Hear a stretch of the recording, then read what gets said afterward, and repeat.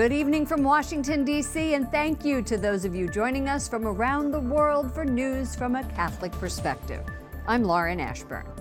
President Donald Trump promises to turn grief from gun violence into action. He met with the nation's governors today at the White House as pressure mounts on Congress to respond to the latest carnage. White House correspondent Mark Irons reports.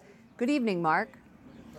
Good evening, Lauren. The president pledging today he will take action even without the help of Congress. He and state leaders are looking for solutions after the school shooting in Parkland, Florida. The president says if he had been there, he would have rushed to the aid of students.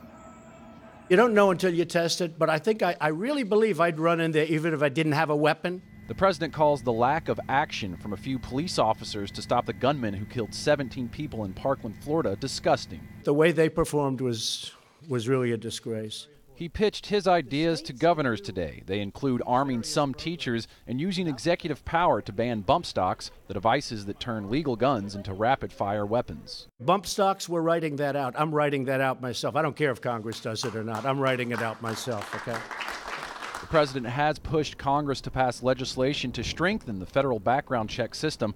A bipartisan bill is in the works, but there hasn't been action to increase the age limit to buy semi-automatic weapons, a proposal one Republican lawmaker says he isn't sure the president fully supports. I'm not clear where the president is on this issue. He did make a comment that he'd like to see the age raised from 18 to 21 for high-powered rifles, and I agree with him. I hope that's actually the position. The National Rifle Association opposes that measure. Several companies, including Delta, United Airlines, and Hertz Rental Car Company, cut ties to the gun rights group following the Florida shooting. The NRA backed Trump for president and reportedly donated tens of millions of dollars to support his campaign. Now the president suggests he's willing to stand up to the organization. We have to fight him every once in a while. That's okay.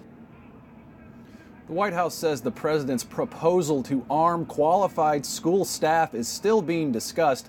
Washington's Governor Jay Inslee called the president out on that issue today, telling him we need a little less tweeting, a little more listening. The president did not directly respond to that comment, but he defends his proposal. Lauren. White House correspondent Mark Irons reporting. Thank you, Mark.